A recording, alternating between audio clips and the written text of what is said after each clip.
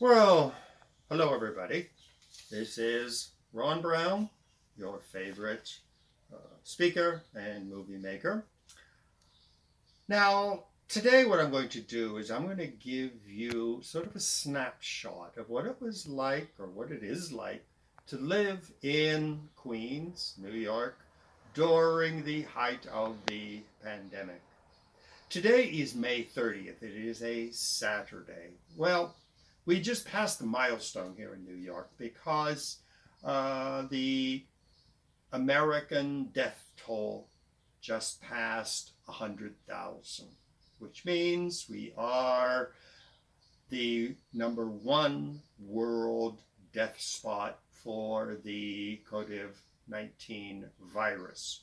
And I'm here in Queens, just off of Queens Boulevard, not far from the Queens Hospital, which is the Center for Treatment of the Pandemic Virus Infected People of New York City. Well, at the high point, 2 weeks ago, there were over 800 people dying every day. Today, it has gone down considerably, but still, it is the hotspot for the virus. Well, what did New Yorkers do during this epidemic? We watch the news every evening, and I'm a news junkie. I watch the network news, I watch PBS, BBC for the British version, France 24 for the French version, Deutsche Welle for the German version, because every news broadcast reports a different vision and a different impression of what goes on. Very often I'll get an email from friends in Germany or France or Israel or someplace saying, well, I saw this on the news. And I say, oh, that's interesting. I didn't hear anything about that. So what I'm going to do today is give you a snapshot of what it's like living in New York. Well, as you all know, I'm a college teacher. I teach history and political science. And all of my classes are online. So if you look at my home office, you see I have two laptops here. I have my towers for internet. I have a brand new printer and fax machine and all kinds of modern technology. And it is surrounded by all of my books and all of my collections, my magnificent toaster collection and file cabinets where I keep all of my documents because the offices at Touro College are closed, so I have to have everything here. And this emerged quite suddenly. We weren't really expecting all of this change. It happened at the end of March, and suddenly, overnight, all of my students were transferred from classroom students to online students. Now, originally this was my bedroom. As you can see, there is no bed anymore. I went from a large double bed to a single bed to no bed. My clothes are still here, so you can see it's a bit of a bedroom. But as we will see in a minute, I now sleep on a couch in what was formerly the living room, and it is now a little bit of everything room. So this is my home office. Now, what I want to do is to give you a little bit of what is happening. For example, when all of this started, I had a calendar where I would keep everything marked, but you can see 90% of what is here was crossed out for the month of June, and I have old calendar. So I had to make a new calendar for June, and it is covered with white out.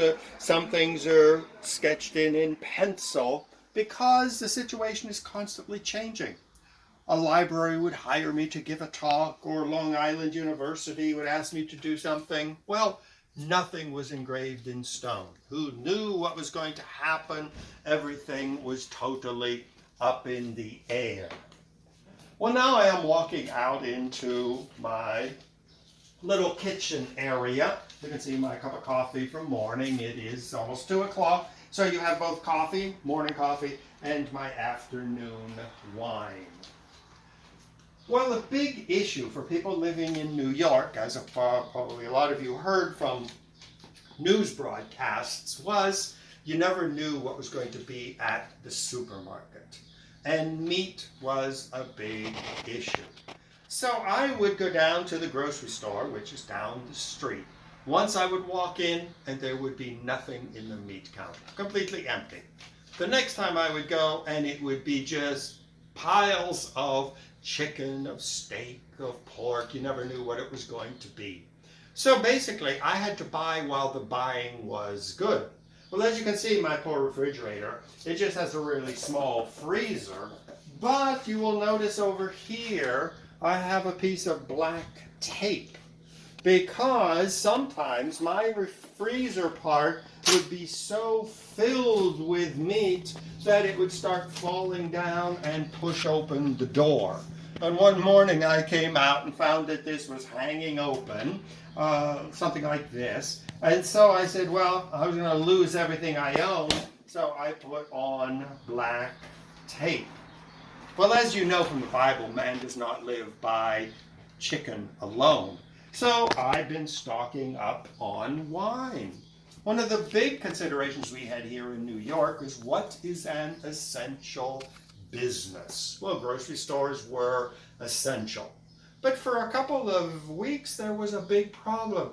Is a wine and liquor store an essential institution? Well, eventually they decided that it was, because if all the bars are closed, and all these people are sitting at home in front of the TV with people they don't really enjoy being with. They prefer to be out in the bar. Well, it was better to give them a bottle of whiskey and send them home. So suddenly all the bars were closed, but all the liquor stores were open. So just to be on the safe side, I have one extra red wine here, and I have two more behind the door in the bathroom, because you never know what was going to happen. Well, other things I would buy, I'd buy a big bag of rice. I have one under the table and a couple in here. I have white beans and black beans because, it's always useful. I'd go and I'd find, for example, tomato sauce was on sale. They must have gotten a delivery of 10 tons of tomato paste. And so I just bought them because they were 25 cents each. Pasta was on sale. Well, whatever was there, I would buy, because you never knew if anything was going to be there again. Well, people talk about the unemployment and everything. Well, that never affected me, because I was not only a college teacher giving my classes, which I transferred all to Zoom, and in fact there was one teacher who was not able to adapt to Zoom, so I had to take on his class. But at the same time, there were all these public libraries where I had been lecturing, like in an afternoon at 1 to 2, I would give a lecture on a neighborhood in New York, an ethnic group, a famous city of the world, a world religion, all of these different topics that I was very familiar with. They'd pay me $200 or $300 for a program in the afternoon. I'd take the Long Island Railroad, I would go out and I would lecture. Well, overnight, all of the libraries closed. The last thing they wanted was 50 to 100 people packed in an auditorium with me there giving PowerPoint presentation. Well, luckily, I was able to adapt. You probably all heard of Zoom, which is a way of giving meetings. Well, for example, Long Island University have their very famous and prestigious Hutton House classrooms. Well, they just transferred everything to Zoom, and this is one of their rather cute advertisements. It's called the Hutton House Bunch, and here's me up in the corner with all of the other people who give Hutton House lectures. And so I'm doing a series now on what I call the future. This is on pandemics, it's going to be on global warming, it's going to be on the rise of China, the unification of Europe, it's going to be the future of New York City or the United States. And so I give these on Zoom from my home office, my former bedroom, and I have sometimes over a couple hundred people who are logged on. At the end, they ask questions. So for me, this whole lockdown has been really absolutely magnificent because some days I'll give 2 or even 3 lectures. Sometimes I'll have 10 or 15 in a month. Each was very well paid. So some people were able to adapt to this pandemic. Other people were not able to. Other people are unemployed. So everybody has a different response. So it is part of something that everybody has been waiting for. One of the topics of conversation. Did you get your check today? Now, of course, this is New York, so you can be sure that the gangsters are following the postman around. And if you are not down there to get your mail out of the mailbox immediately, many checks are being stolen. And this is causing a big problem in New York City.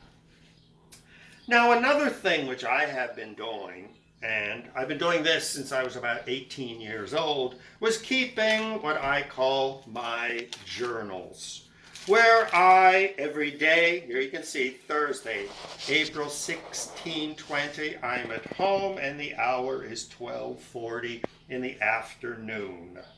And so I've been keeping a journal, but I also paste in things. For example, here you see review bumps New York City deaths past 10,000.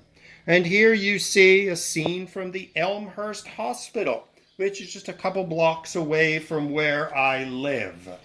And so you see constant things which I have been keeping track of here. U.S. deaths past 40,000. This was an April map of what's going on. Another one, 51,000 in the USA. All kinds of different things. This is a great movie, which I watched 28 days later.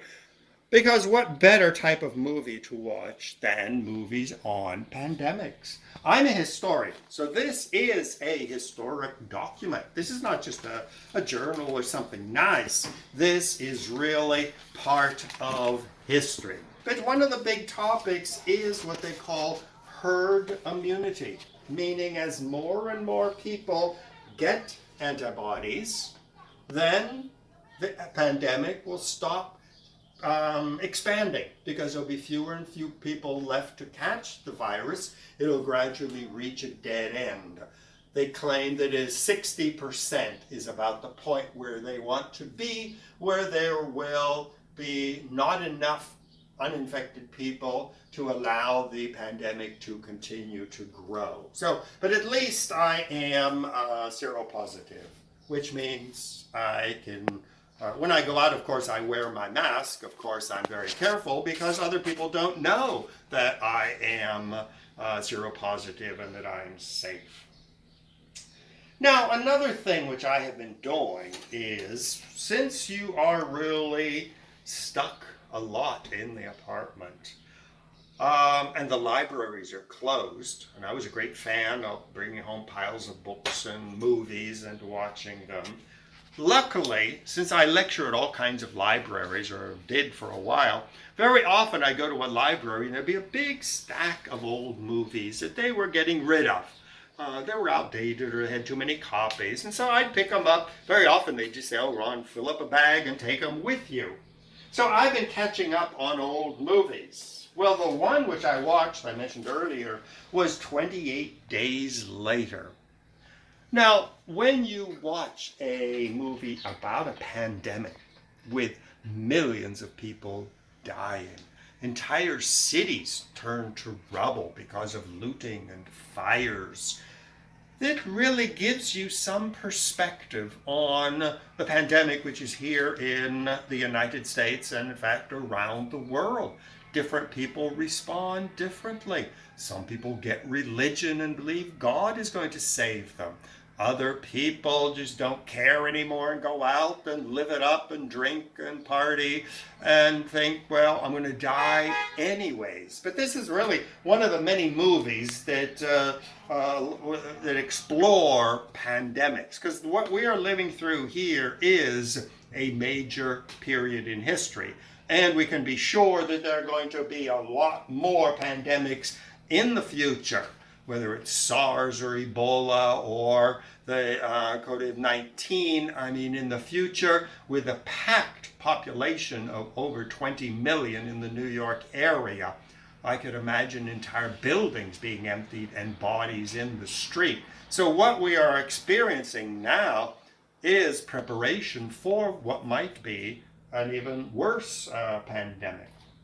Another thing I've been catching up on are horror movies. I've been picking them up here, Dracula, Horror Express, some really great movies, which once again deal with viruses, deal with pandemics, and deal with tragedies and how people deal with them. Some are sort of just horror movies, but others, like 28 Days Later, is really very prophetic into the future. Now, another thing which I find fascinating is, as you can see from my apartment, if you look around, it is filled with junk. I'll say I get that from my father, who was a great junk collector. He couldn't go by an abandoned house or a yard sale or a flea market and not fill up the truck with this, that, and the other thing.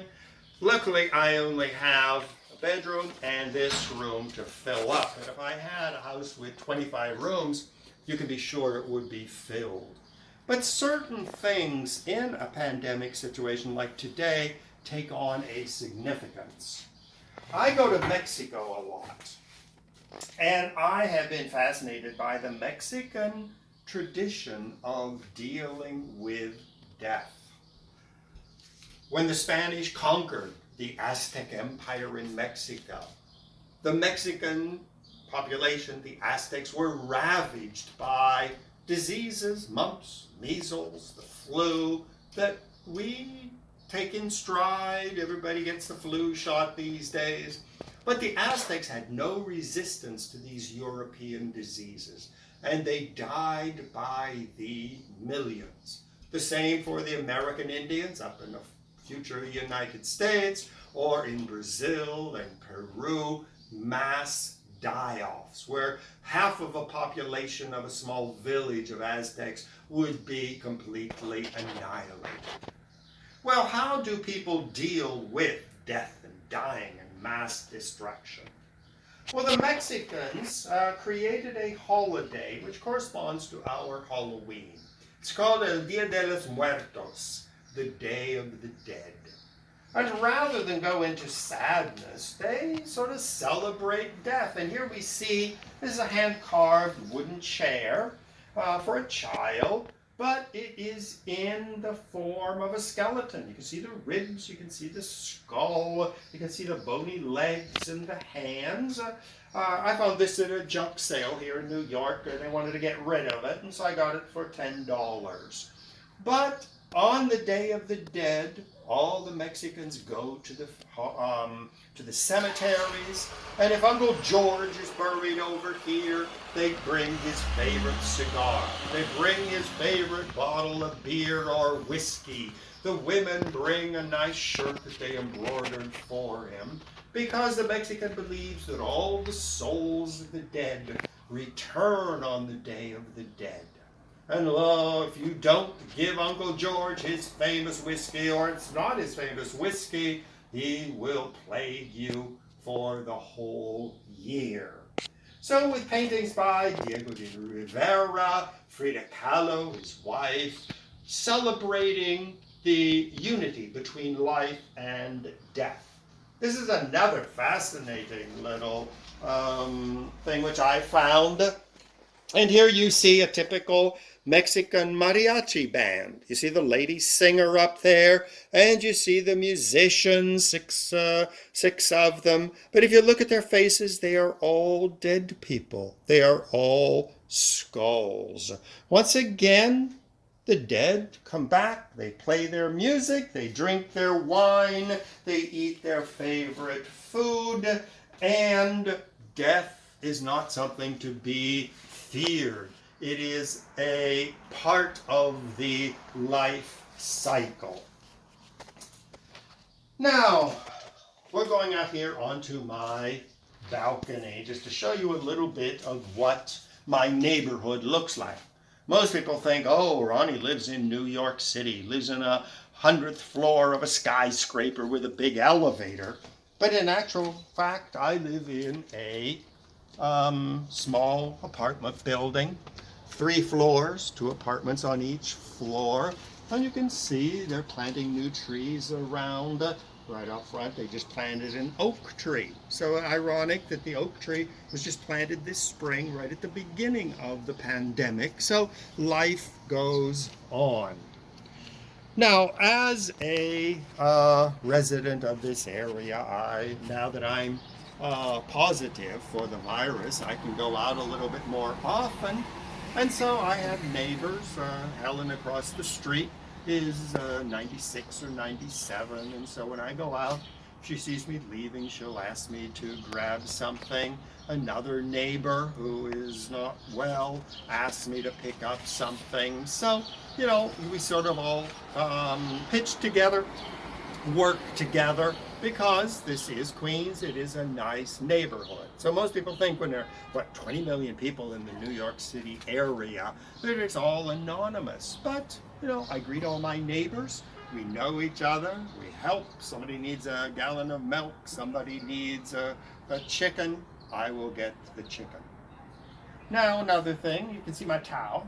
Every morning I take my shower and I hang my towel out because sunlight kills the virus. So just to be on the safe side, it dries quickly, but it also is very good for, you know, killing off the virus. So this is sort of a snapshot of the daily life. Now here you can see my new bed, since I had to evacuate my bedroom, and this is a couch, and it is my bed.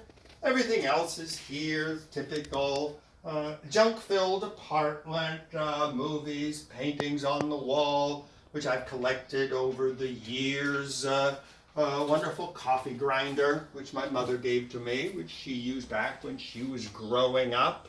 My collection of old travel books. These are the famous Baedeker travel books going back to the late 1800s. My collection of New York's World's Fair catalogs, which I've been picking up. So it is really just filled with all kinds of junk and all kinds of objects which someone will have to take care of someday. Okay, so that is a snapshot of life in New York City for an ordinary person, a college professor, finishing up the semester, handing in final grades, and wrapping up a school year and looking into the future. So, I hope you enjoyed the tour, and maybe sometime I'll see you again in the future. So thanks once again. This is Ron Brown signing off. Bye-bye.